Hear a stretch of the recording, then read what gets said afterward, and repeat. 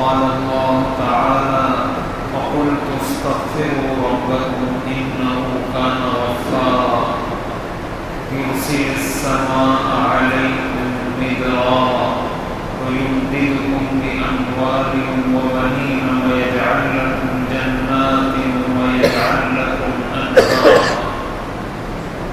وقال النبي صلى الله عليه وسلم التائب من الذنب كمن لا ذنب له، أو كما قال النبي صلى الله عليه وسلم.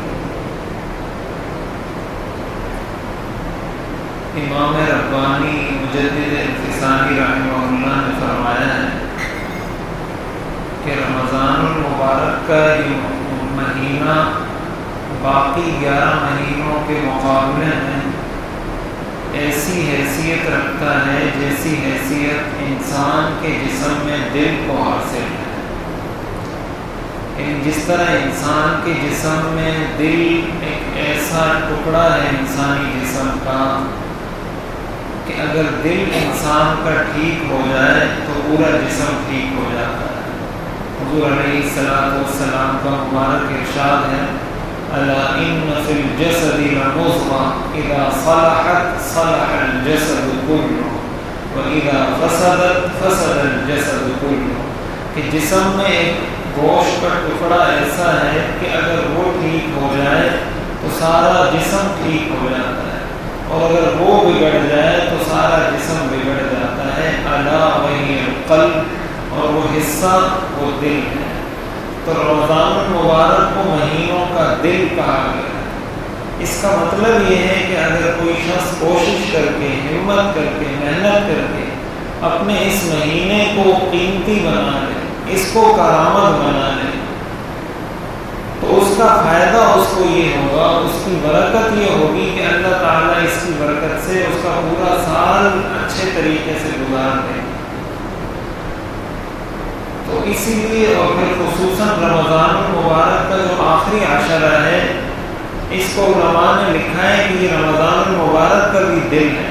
اس کی وجہ یہ ہے کہ حدیث شریف کے اندر آتا ہے کہ حضور علیہ السلام جب آخری عشرہ شروع ہوتا تھا شد مئزرہ وایقظ اہلہ، آپ کمر کس لیا کرتے تھے، اپنے گھر والوں کو بھی بیدار کیا کرتے تھے تہجد کی نماز کے لیے. اور اسی عشرے کے اندر اللہ تعالیٰ نے لیلۃ القدر رکھی ہے، جس کے بارے میں قرآن کریم میں ارشاد ہے لیلۃ القدر خیر من الف شہر، کہ وہ 1000 مہینوں سے بہتر ہے. کسی کی طاق راتوں میں اللہ تعالیٰ نے وہ رات رکھی ہے. تو اب جب اللہ تعالیٰ نے اتنا کرم فرمایا، اتنا احسان فرمایا کہ یہ مبارک مہینہ اللہ تعالیٰ نے ہمیں عطا فرمایا، اب ضرورت اس بات کی ہے کہ ایک مسلمان اس کو قیمتی بنا لے، اس سے کوئی فائدہ حاصل کرے. کہیں ایسا نہ ہو کہ یہ مبارک مہینہ آیا گزر گیا اور ہم اس سے کچھ حاصل نہ کر سکے، یہ بہت بڑی بدبختی ہوگی. حضور علیہ السلام نے ارشاد فرمایا رغم انفہ ثم رغم انفہ ثم رغم انفہ، ایسا شخص ذلیل و خوار ہو جائے، ایسے شخص کی ناک خاک آلود ہو جائے، ایسا شخص ہلاک ہو جائے. صحابہ نے پوچھا کون؟ آپ نے فرمایا من دخل علیہ رمضان ثم خرج عنہ ولم یغفر له، وہ شخص جس پر رمضان کا مقدس مہینہ آیا اور گزر گیا اور وہ اپنی بخشش نہ کروا سکا. اب ظاہر ہے حضور علیہ السلام اگر کسی شخص کے لیے بدبخت ہونے کی بد دعا کرتے ہیں، کسی کے لیے ہلاکت ہونے کی بد دعا کرتے ہیں، تو ظاہر ہے ایسا شخص اپنی زندگی میں کبھی کامیاب نہیں ہو سکتا. اور یہ ساری چیزیں ایسی ہیں جو غیب سے تعلق رکھتی ہیں، یعنی جن کے آثار بظاہر ہمیں اپنی آنکھوں سے نظر نہیں آتے. یعنی اگر کوئی شخص نیکی کا کام کر رہا ہے تو اللہ تعالیٰ نے اس سے وعدہ فرمایا کہ اس نیکی پر یہ اجر ملے گا، اس نیکی پر یہ اجر ملے گا، تو انسان کو چونکہ نظر نہیں آتا تو وہ بسا اوقات سمجھتا ہے کہ پتہ نہیں یہ حقیقت ہے یا حقیقت نہیں ہے. اگرچہ عقیدہ ایمان ہوتا ہے مسلمان کا، لیکن چونکہ ہم ایک مادیت کے دور میں جی رہے ہیں، ہمیں اس چیز پر یقین آتا ہے جو ہم اپنی آنکھوں سے دیکھ رہے ہیں. لیکن ایک مومن کی صفت قرآن نے ذکر کی ہے الذین یؤمنون بالغیب. ہمارا تو ایمان ہی غیب پر ہے. ہم نے تو اللہ تعالیٰ کو بھی نہیں دیکھا, ہم نے تو حضور علیہ الصلوۃ والسلام کو بھی نہیں دیکھا, ہم نے تو صحابہ کرام کو بھی نہیں دیکھا, ہم نے تو قبر میں اتر کر قبر کے اندر کے حالات کو بھی نہیں دیکھا, ہمیں تو جنت بھی نہیں دیکھی, ہم نے تو جہنم بھی نہیں دیکھی, لیکن ان ساری چیزوں پر ہمارا ایمان ہے اور ہمیں پتہ ہے کہ یہ سب کچھ حق ہے. تو اس لیے جب ہمارا یہ عقیدہ ہے اور ہمارا یہ ایمان ہے تو اس عقیدے کے اثرات ہمارے جسم پر ظاہر ہونے چاہیے. اس لیے کہ انسان کے دل میں جس چیز کا عقیدہ ہو, جس چیز کو وہ دل سے تسلیم کرتا ہے, ایسا نہیں ہو سکتا کہ اس کا دل ایک چیز کو تسلیم کرے اور پھر اس کا جسم اس کے خلاف استعمال ہو. علماء نے لکھا ہے اس کی مثال ایسی ہے جیسے کوئی شخص ایک بجلی کی تار ہے جس میں کرنٹ آ رہا ہے. اب ایک انسان کو یہ بات پتہ ہے کہ بھائی اس تار کے اندر کرنٹ آ رہا ہے, اگر میں اس کو ہاتھ لگاؤں گا تو مجھے کرنٹ لگ جائے گا اور ہو سکتا ہے یہ میرے لیے خطرناک ثابت ہو جائے. تو کوئی بھی عقل مند انسان اس بجلی کی تار کو جس میں کرنٹ آ رہا ہو اس کو ہاتھ نہیں لگاتا. اب سوال یہ پیدا ہوتا ہے کہ اس کو اس ہاتھ لگانے سے روکنے والی طاقت کیا چیز ہے, کون سی طاقت ہے جو اس کو روک رہی ہے کہ اس تار کو آپ نے ہاتھ نہیں لگانا. بظاہر تو کوئی سبب نہیں, لیکن چونکہ اس کے دل میں یہ عقیدہ ہے, یہ یقین ہے, اس کو یہ بات پتہ ہے کہ اس کو جو ہاتھ لگاتا ہے پھر یہ اس کے لیے خطرناک ثابت ہوگی, تو وہ ہاتھ نہیں لگاتا. تو اس کو روکنے والی جو چیز ہے وہ اس کے اندر کا ایمان اور عقیدہ ہے. تو ایک مسلمان کو جب آخرت پر یقین ہوگا تو اس کو بھی برائیوں سے اور گناہوں سے روکنے والی جو طاقت ہوتی ہے وہ اس کا اپنا ایمان ہوتا ہے کہ اللہ تعالیٰ نے جو مجرموں کے لیے, گناہوں کے لیے جس قسم کے عذاب کا, جس قسم کی ہولناکیوں کا تذکرہ قرآن کریم میں فرمایا ہے, تو ایک انسان ہرگز اس کا تحمل نہیں کر سکتا. اب جب یہ عشرہ اللہ تعالیٰ نے ہمیں عطا فرمایا, رمضان المبارک کے 2 عشرے گزر گئے اور یہ آخری عشرہ چل رہا ہے, پھر اس کے اندر اللہ تعالیٰ نے طاق راتیں عطا فرمائی ہیں. اب کرنے کا کام اس عشرے کے اندر, اس مہینے کے اندر یہ ہے کہ انسان اپنی بخشش اللہ تعالیٰ سے ضرور کروائے. اور جب ہم بخشش کی بات کرتے ہیں, مغفرت کی بات کرتے ہیں, تو اس کے لیے پھر ہمیں کچھ اسباب اختیار کرنے ہوتے ہیں. ظاہر دنیا دار الاسباب ہے, ہمیں پتہ ہے اللہ تعالیٰ کی ذات رزاق ہے, رازق ہے, اللہ تعالیٰ کی ذات وہاب ہے, المعطی ہے, عطا کرنے والی ہے. لیکن ایک سبب کے درجے میں ہر شخص کوئی ملازمت کرتا ہے, کوئی کاروبار کرتا ہے, کسی نے کوئی دوسرا پیشہ اختیار کیا ہوا ہے, کوئی کچھ کر رہا ہے. کیا کرنے کے لیے؟ تاکہ اپنے لیے, اپنے بچوں کے لیے کوئی روزی روٹی کما سکے. اب ظاہر رزق کا وعدہ تو اللہ نے کر رکھا ہے, وَمَا مِن دَابَّةٍ فِي الْأَرْضِ إِلَّا عَلَى اللَّهِ رِزْقُهَا. اللہ تعالیٰ نے رزق کا وعدہ کر رکھا ہے, لیکن سبب کے درجے میں انسان کو مکلف بنایا ہے کہ یہ تم نے سبب اختیار کرنا ہے, پھر اس کا نتیجہ دینا, اس کا ثمرہ دینا, اس کے اندر اثر پیدا کرنا, یہ اللہ تعالیٰ کا کام. تو جب ہم اللہ تعالیٰ سے مغفرت کے طالب ہیں تو ہمیں بھی کچھ اسباب اختیار کرنا ہے. حضرت ربیعۃ بن کعب ایک چھوٹی عمر کے صحابی تھے, حضور علیہ السلام کی بہت خدمت کیا کرتے تھے. حضور علیہ السلام نے جب وضو کرنا ہوتا تھا تو یہ لوٹا بھر کر لے آتے تھے, اور اس طرح کی جو بھی خدمت ہوتی تھی حضور علیہ السلام کی کیا کرتے تھے. اور آپ علیہ السلام کے دروازے کے باہر ہی بیٹھے رہتے تھے, لیٹے رہتے تھے کہ جب حضور نکلیں کوئی حکم کرے تو ہمیں وہ کام کریں. تو ایک دفعہ حضور علیہ السلام نے خوش ہو کر ان سے فرمایا کہ آپ کوئی تمنا کریں, کوئی آرزو کریں, آپ کے دل میں کیا تمنا ہے اگر میں پوری کر سکوں. تو انہوں نے فرمایا اسألک مرافقتک فی الجنہ, میری تمنا یہ ہے کہ میں جنت میں آپ کا اسی طرح ساتھی اور خادم ہوں جس طرح میں آپ کا یہاں پر خادم ہوں. حضور علیہ السلام نے فرمایا او غیر ذلک, اس کے علاوہ کچھ اور بھی؟ اس نے کہا ہوا ذاک, بس اور کچھ نہیں چاہیے, یہی چاہیے. پھر آپ نے فرمایا او غیر ذلک, کچھ اور؟ اس نے فرمایا نہیں، ہوا ذاک، بس یہی چاہیے۔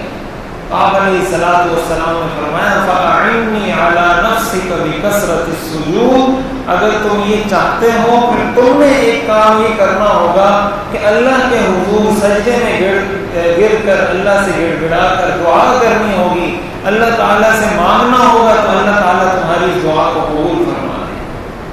اب حضور علیہ الصلوۃ والسلام نے یہ سبب کے درجے میں بتایا۔ حضرت سعد بن ابی وقاص رضی اللہ تعالیٰ عنہ مشہور صحابی ہیں، عشرہ مبشرہ میں سے ہیں۔ انہوں نے ایک دفعہ حضور علیہ الصلوۃ والسلام سے عرض کی کہ آپ میرے لیے دعا فرمائیں کہ اللہ تعالیٰ مجھے مستجاب الدعوات بنائے۔ مستجاب الدعوات کہتے ہیں اس شخص کو جس کی ہر دعا اسی حالت میں قبول ہوتی ہے جس حالت میں وہ اللہ سے مانگتا ہے۔ حضور علیہ الصلوۃ والسلام نے فرمایا اطب مطعمک تکن مستجاب الدعوہ، اپنا کھانا پاکیزہ کر لو، اپنا رزق جو کھاتے ہو، جو پیٹ میں اتارتے ہو، اس کو پاک اور حلال کر لو، اللہ تعالیٰ تمہیں مستجاب الدعوات بنائے۔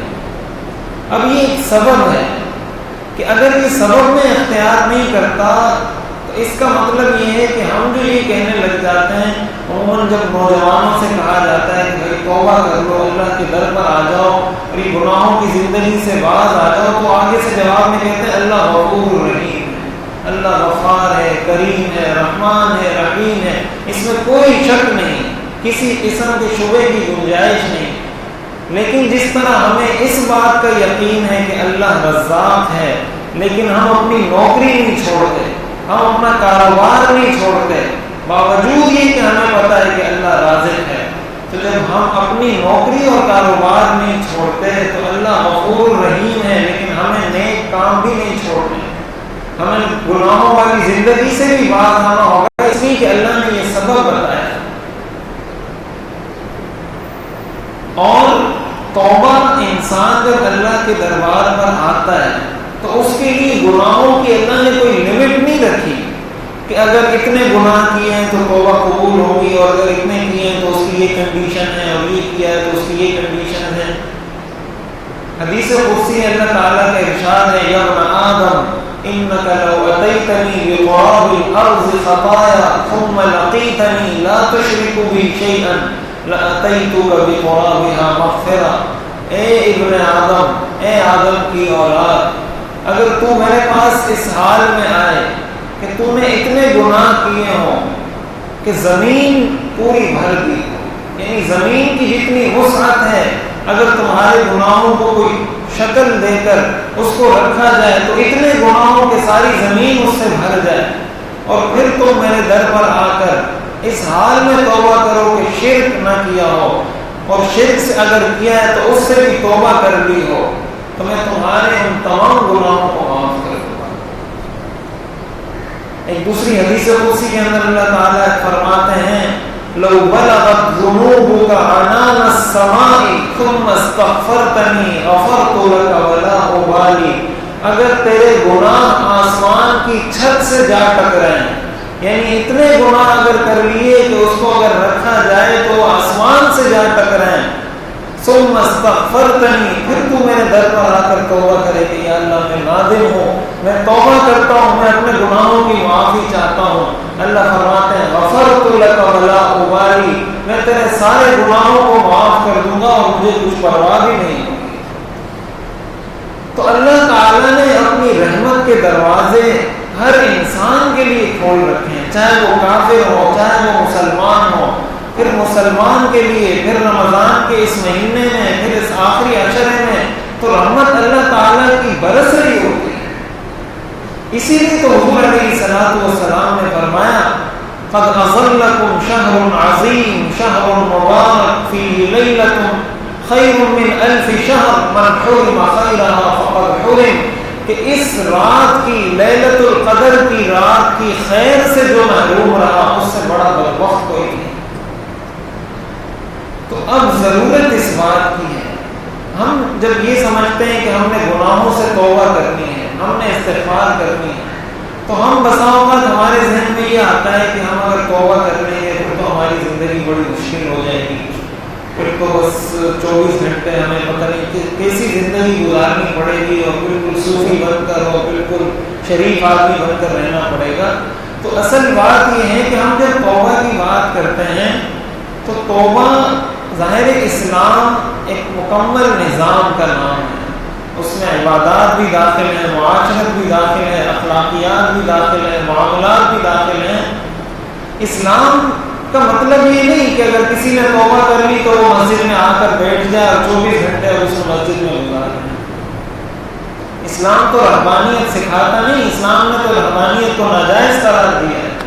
اس کی تو شریعت اجازت نہیں دیتی کہ انسان 24 گھنٹے سال کے 12 مہینے بس اور کوئی کام نہ کرے، کسی گوشے میں، کسی تنہائی میں، کسی خانقاہ میں، کسی مسجد میں بیٹھ جائے کہ مجھے نہ اولاد کے حقوق ادا کرنے، نہ میرے والدین کے حقوق ادا کرنے، نہ اس کو پڑوسیوں کو پتہ ہو. اسلام اس چیز کی اجازت نہیں ہے.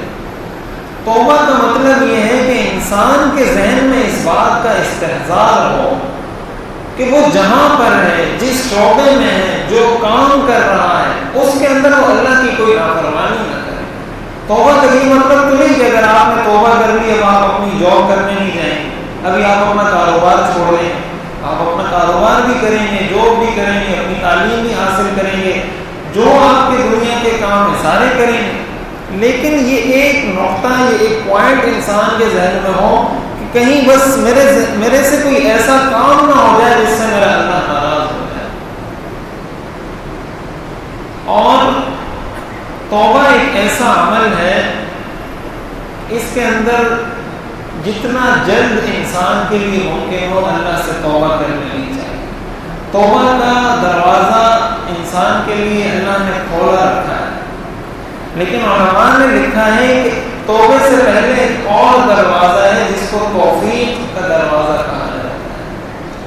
توبہ کا دروازہ بند نہیں ہوتا، لیکن کبھی کبھی اللہ تعالیٰ انسان سے توفیق سلب کر لیتا ہے، یعنی اس کو توبہ کی توفیق ہی نہیں ہوتی.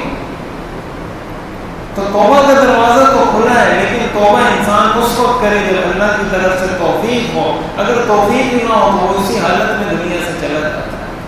تو انسان جو یہ کہتا ہے نا کہ ابھی نہیں، میں نے بہت سارے ایسے ساتھی بھی ہمیں ملے کہ ان سے کہا جائے کہ بھائی آپ حج کیوں نہیں کرتے، آپ پر حج فرض ہو گیا ہے، عمرہ کیوں نہیں کرتے. کہتے ہیں عمرہ کر کے آئیں گے تو پھر بالکل سارے گناہ چھوڑنے پڑیں گے، تو بس آخری عمر میں کریں گے عمرہ. تو کس کو پتا ہے کہ اس کی آخری عمر کب ہے؟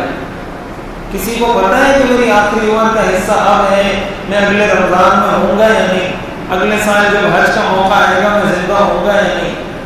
کیا ہم نے نہیں دیکھا نوجوانوں کو موت کے گھاٹ اترتے ہوئے؟ کیا ہم نے بچوں کو خود اپنے قبر سے ہاتھ میں نہیں اتارا؟ تو کیا موت کا تعلق اس سے ہے کہ کوئی بوڑھا ہوگا تو وہ مرے گا؟ کیا نوجوانوں کو موت نہیں آتی؟ تو یہ بہت بڑی غلط فہمی ہے، بہت بڑی انسان کم فہمی کا شکار ہوتا ہے، جس کی وجہ سے بسا اوقات توفیق سلب ہو جاتی ہے. اور موت کے وقت کی جو توبہ ہوتی ہے وہ قبول نہیں ہوتی. یہ بات ہمیں یاد رکھنی چاہیے. قرآن کریم کے اندر اللہ تعالیٰ نے ارشاد فرمایا انما التوبۃ علی اللہ للذین یعملون السوء بجہالۃ ثم یتوبون من قریب فاولئک یتوب اللہ علیہم.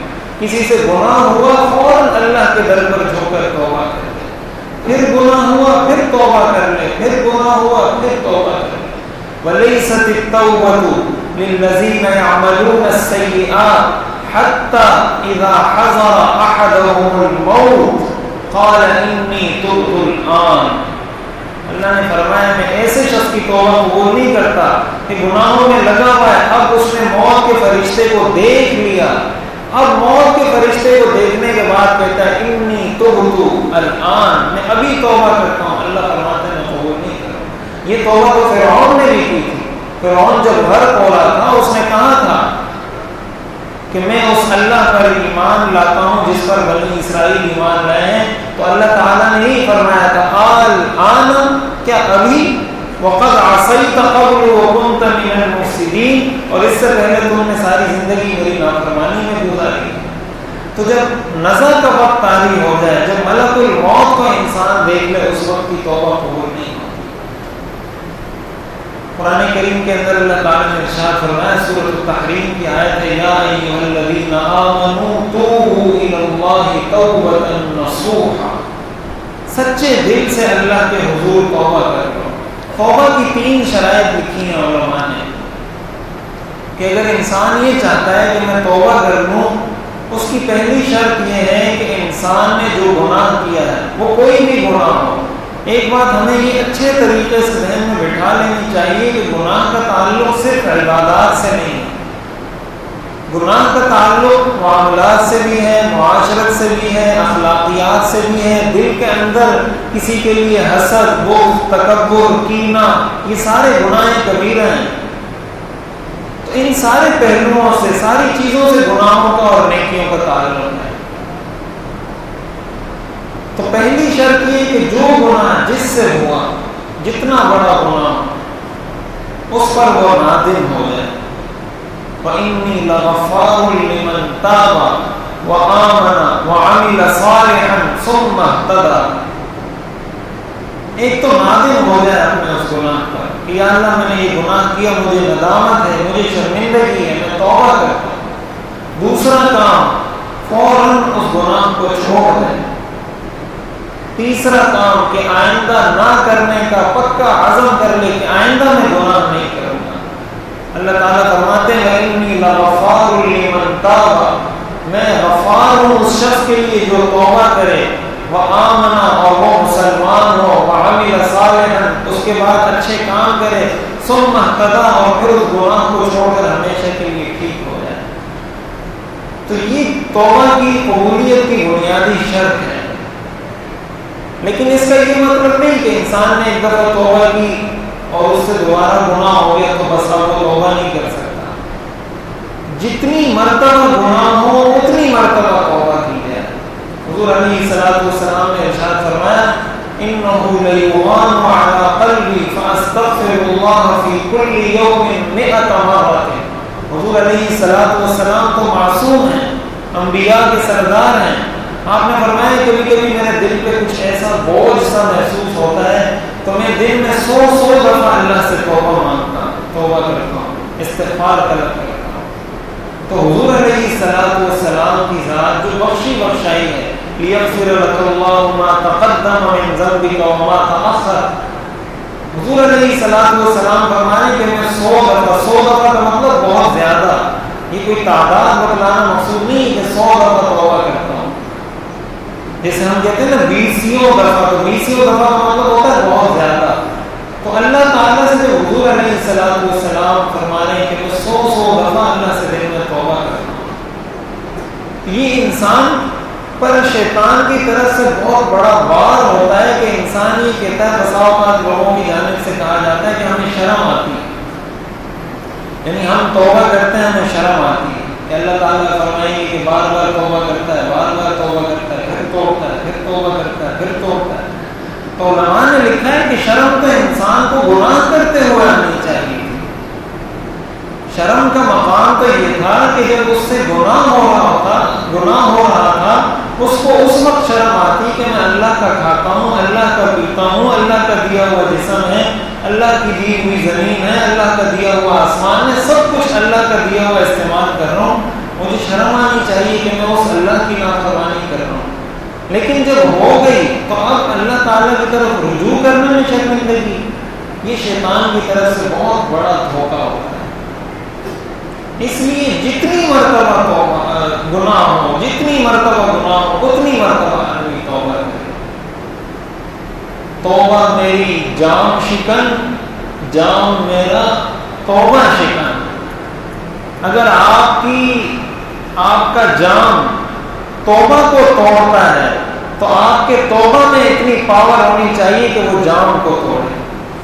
ایسا نہ ہو کہ جام تو توبہ کو توڑ دے لیکن پھر آپ کی توبہ اس جام کو نہ توڑ سکے۔ تو اگر جام توبہ شکن ہے تو توبہ کو جام شکن ہونا چاہیے۔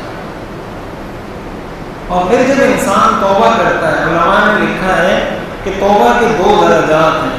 پہلا درجہ جس کو آپ یہ کہہ سکتے ہیں کہ اجمالی، یا جسے آپ کہتے ہیں اور آپ کسی چیز سے توبہ کر لیتے ہیں کہ اللہ میں اپنے سارے گناہوں سے توبہ کرتا ہوں، معافی مانگتا ہوں، آئندہ گناہ کی زندگی سے توبہ کرتا ہوں۔ یہ تو اجمالی توبہ ہے، جس انسان اللہ تعالیٰ سے توبہ کرے اللہ تعالیٰ معاف کر دیتے ہیں۔ اس کے بعد دوسرا مرحلہ آتا ہے تفصیلی توبہ کا۔ تفصیلی توبہ کا مطلب یہ ہے کہ اگر کسی سے نمازیں قضا ہوئی ہیں تو اب وہ اس کی ترتیب بنا کر نمازوں کی قضا کرنا شروع کرے۔ کسی کے روزے قضا ہوئے ہیں تو اب وہ ترتیب بنا کر روزوں کی قضا کرنا شروع کرے۔ اگر کسی نے کسی کا حق دبایا ہوا ہے وہ حق اس کو لوٹا دے۔ کسی کے ساتھ ظلم کیا ہے اس سے جا کر معافی مانگ لے۔ کسی کی حق تلفی کی ہے اس کے ساتھ صلح صفائی کر کے معاملے کو رفع دفع کر لے۔ یہ پھر توبہ کا دوسرا مرحلہ ہے۔ یہ بھی ضروری ہے کہ اگر انسان توبہ کر لیتا ہے اس کے بعد پھر نمازیں، جو چیزیں انسان کے ذمے میں اللہ کے حقوق میں سے یا بندوں کے حقوق میں سے انسان کے ذمے میں ہیں اس کی پھر ادائیگی کی کوشش کرے۔ تو اس طریقے سے اس کے توبہ کی تکمیل ہو جائے گی۔ اور انسان جب توبہ کرتا ہے، انسان جب استغفار کرتا ہے، اس کی بہت ساری برکات اللہ تعالیٰ اس کو دنیا میں عطا فرماتا ہے، اور گناہوں کی زندگی کی بہت ساری بے برکتیاں انسان اپنی زندگی میں دیکھتا ہے، ہمیں محسوس نہیں ہوتی۔ کتنی دفعہ ہم اپنی زندگی میں جملہ کہتے ہیں کہ پتہ نہیں مجھ سے کیا گناہ ہو گیا، پتہ نہیں کیوں میں اس مصیبت میں گرفتار ہو گیا۔ قرآن کریم کی واضح آیات ہیں اس موضوع پر۔ ما اصابکم من مصیبت فبما کسبت ایدیکم، کہ تمہیں جو پریشانی پہنچتی ہے، پریشانی کا مطلب کیا ہے؟ کوئی بیمار ہو رہا ہے، کسی کا ایکسیڈنٹ ہو رہا ہے، کسی کو کوئی مالی پریشانی ہو رہی ہے، کوئی قرضوں کے بوجھ میں دب رہا ہے، کسی کے رزق میں تنگی ہو رہی ہے، کسی پر جادو جنات سحر کے اثرات ہو رہے ہیں، کوئی پریشانی کا شکار ہے، کسی کو ڈپریشن ہے، کوئی اسٹریس کا شکار ہے، یہ ساری پریشانیوں کی مختلف صورتیں ہیں۔ اللہ تعالیٰ فرماتے ہیں فبما کسبت ایدیکم، یہ تمہارے اپنے ہاتھوں کی کمائی ہے۔ اللہ تعالیٰ کا ارشاد ہے ظہر الفساد فی البر والبحر بما کسبت ایدی الناس، خشکی اور تری کے اندر جو کچھ فساد تمہیں نظر آتا ہے یہ انسان کے برے اعمال کا نتیجہ ہے۔ تو گناہوں کا اثر یہ یقینی ہے۔ اب مسئلہ یہ ہے، اصل جو بات سمجھنے کی ہے کہ ہمیں فوری طور پر محسوس نہیں ہوتا کہ میں نے گناہ کیا تو پتہ نہیں کچھ ہوا یا نہیں۔ حضور علیہ السلام نے فرمایا ایک مومن کی شان یہ ہے، ایک مومن کی صفت یہ ہے کہ جب اس سے کوئی گناہ ہوتا ہے تو وہ پریشان ہو جاتا ہے، اس وقت تک چین سے نہیں بیٹھتا جب تک اپنا گناہ اللہ سے معاف نہ کروا لے۔ لیکن ایک منافق کی مثال ایسی ہوتی ہے کہ جب اس سے گناہ ہوتا ہے تو اس کو یوں محسوس ہوتا ہے جیسے ایک مکھی اس کے ناک پہ بیٹھی تھی اور اس نے یوں کر کے اڑا دی، یعنی بس اس کو اتنا ہی وہ ہوا کہ گناہ تھا، یوں کر کے اس نے ہٹا دیا۔ تو یہ جو ہمیں اپنے معاشرے کے اندر، اپنے گھروں کے اندر جو ہمیں بے چینیاں، جو پریشانیاں نظر آتی ہیں، ہمیں غور کرنا ہوگا اس چیز پر کہ ہم زندگی کے کس شعبے میں اللہ کی کیا نافرمانی کر رہے ہیں۔ اور اگر کوئی شخص استغفار کرتا ہے اس کا اثر کیا ہوتا ہے؟ سورہ نوح کے اندر آیت نمبر 10، 11، 12 یہ جو 3 آیات ہیں اس کے اندر اللہ تعالیٰ نے توبہ اور استغفار کے فوائد کو ذکر کیا ہے۔ استغفروا ربکم انہ کان غفارا یرسل السماء علیکم مدرارا، اگر تم توبہ کرو گے اللہ تعالیٰ آسمان موسلا دھار بارش کی صورت میں تم پر برسانا شروع کر دے گا بارش۔ اب جب بارش ہوتی ہے تو فصل اٹھتی ہے، فصل اٹھتی ہے تو جو کسان ہوتا ہے وہ بھی خوش ہوتا ہے، چیزیں بھی زیادہ میسر آتی ہیں، جب چیزیں زیادہ ہوتی ہیں تو ارزانی ہوتی ہے، مہنگائی ختم ہوتی ہے۔ تو اس کا مطلب یہ کہ مہنگائی اگر ہم ختم کرنا چاہتے ہیں تو قرآن کریم نے اس کا یہی حل بتایا۔ دوسرا وَيُمْدِدْكُمْ بِأَمْوَالٍ، اللہ تعالیٰ تمہاری مدد کرے گا مال دے کر۔ اب ہر شخص چاہتا ہے کہ مجھے مال ملے، میرے مال میں برکت ہو، میرے مال میں اضافہ ہو۔ اللہ تعالیٰ نے اس کا یہ نسخہ بتایا ہے، اور ظاہر ہے ہمارا عقیدہ ہے کہ اللہ کو فرمایا وہ حق اور سچ ہے۔ وہ بنین، اللہ تعالیٰ تمہیں بیٹے عطا کرے گا، ہر شخص یہ چاہتا ہے۔ وَيَجْعَلْ لَكُمْ جَنَّاتٍ، اللہ تعالیٰ تمہارے لیے باغات کے باغات دنیا میں بنا دے گا۔ وَيَجْعَلْ لَكُمْ أَنْهَارًا، اور تمہارے لیے اللہ پانی کو فراواں کر دے گا، پانی کو زیادہ کر دے گا۔ اب باقی ساری برکتیں حضرت حسن رضی اللہ تعالیٰ عنہ کے بارے میں آتا ہے کہ ان کے پاس ایک شخص آیا اور اس نے کہا کہ ہمارے یہاں فصل نہیں ہوتی، قحط سالی ہے، آپ ہمارے لیے کوئی دعا کریں، کوئی وظیفہ بتائیں۔ تو انہوں نے فرمایا کہ استغفار کریں۔ دوسرا شخص آیا، اس نے کہا مجھے اللہ تعالیٰ نے اولاد نہیں دی، آپ میرے لیے دعا کریں کہ اللہ تعالیٰ مجھے اولاد عطا فرمائے۔ آپ نے فرمایا استغفار کریں۔ تیسرے نے فرمایا کہ آپ میرے لیے دعا کریں اللہ میرے مال میں برکت دے، آپ نے فرمایا استغفار کریں۔ کسی نے پوچھا کہ جو بھی آ رہا ہے آپ اس کو یہ ایک ہی نسخہ، یہ ایک ہی وظیفہ بتاتے جا رہے ہیں، تو انہوں نے فرمایا قرآن کریم کی صریح آیت ہے استغفروا ربکم انہ کان غفارا یرسل السماء علیکم مدرارا ویمددکم باموال وبنین ویجعل لکم جنات ویجعل لکم انہارا ما لکم لا ترجون للہ وقارا وقد خلقکم اطوارا۔ اللہ تعالیٰ فرماتے ہیں ساری چیزوں پر یقین ہے لیکن ایک اللہ کی ذات پر یقین نہیں، ایک اللہ کی ذات پر ہمیں یقین نہیں، حالانکہ اس نے تمہیں کتنے مرحلوں سے گزار کر پیدا کیا۔ وقد خلقکم اطوارا، کتنے مراحل سے گزار کر اللہ تعالیٰ نے پیدا کیا۔ تو اس لیے یہ صرف ہماری اخروی نجات کا سبب نہیں ہے توبہ، یہ بات ہمیں اچھے طریقے سے معلوم ہونی چاہیے کہ ہماری دنیا کی نجات بھی اس پر منحصر ہے، اس پر موقوف ہے۔ ایک حدیث شریف کے اندر حضور علیہ الصلوۃ والسلام نے فرمایا من لزم الاستغفار جعل الله له من كل هم فرجا ومن كل ضيق مخرجا ويرزقه من حيث لا يحتسب۔ جو شخص استغفار کو لازم پکڑ لے اللہ تعالیٰ اس کی ہر پریشانی کو خوشحالی میں تبدیل کرتے ہیں، اللہ تعالیٰ اس کو ہر تنگی سے فراوانی کے اندر لے کر آتے ہیں اور اس کو اس جگہ سے رزق عطا فرماتے ہیں جہاں سے اس کو توقع اور امید بھی نہیں ہوتی۔ تو اب یہ سارے تو دنیاوی فوائد ہیں، تو یہ دنیاوی فوائد ہی اگر ہم نے حاصل کرنے ہیں تو تب بھی ہمیں توبہ کرنی ہوگی، تب بھی ہمیں استغفار کرنا ہوگا، اللہ کے حضور گڑ گڑا کر۔ حدیث شریف کے اندر حضور علیہ الصلوۃ والسلام نے فرمایا 7 لوگ ہیں جن کو اللہ تعالیٰ قیامت کے دن اپنے عرش کا سایہ نصیب فرمائیں گے۔ اس دن کوئی سایہ نہیں ہوگا۔ حدیث شریف کے مطابق کوئی شخص گھٹنوں تک پسینوں میں ڈوبا ہوا ہوگا، کوئی ناک تک پسینوں میں ڈوبا ہوا ہوگا، کوئی اپنی گردن تک پسینوں میں ڈوبا ہوا ہوگا۔ تو آپ اندازہ لگائیں کہ اگر ایک شخص گردن تک پسینے میں ڈوبا ہوا ہو تو گرمی کی کیا شدت ہوگی، کتنی ہولناکی ہوگی۔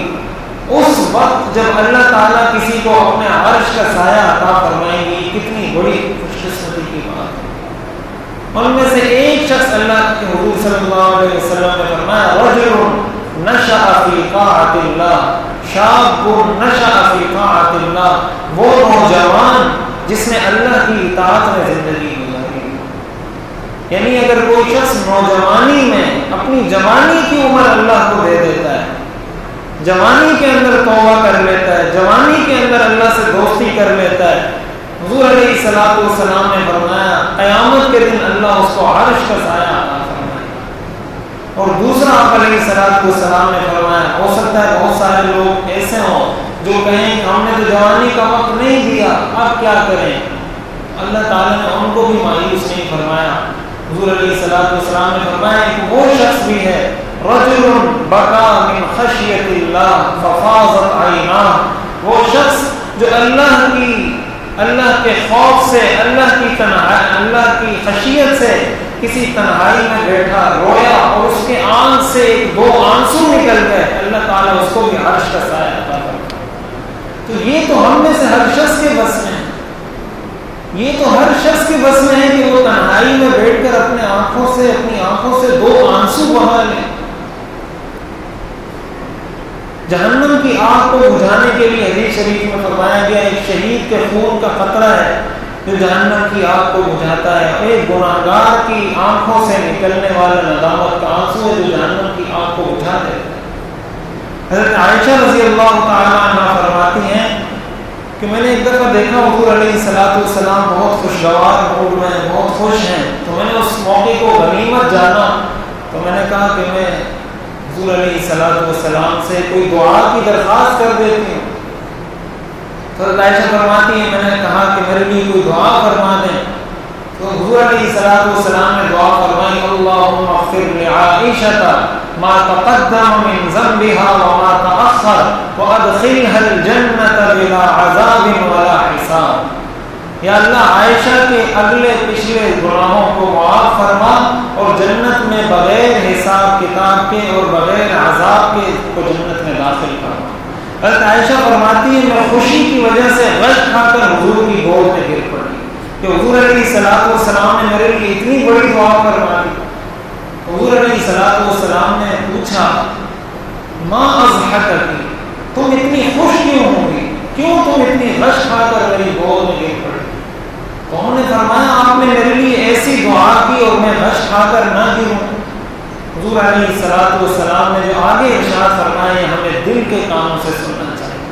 آپ نے فرمایا والذی نفسی بیدہ، قسم ہے اس ذات کی جس کے قبضہ قدرت میں میری جان ہے، اننی لادعو لامتی بها فی کل صلاۃ صلیتها، میں اپنے گناہگار امتی کے لیے اپنی ہر نماز میں اللہ سے یہ دعا کرتا ہوں.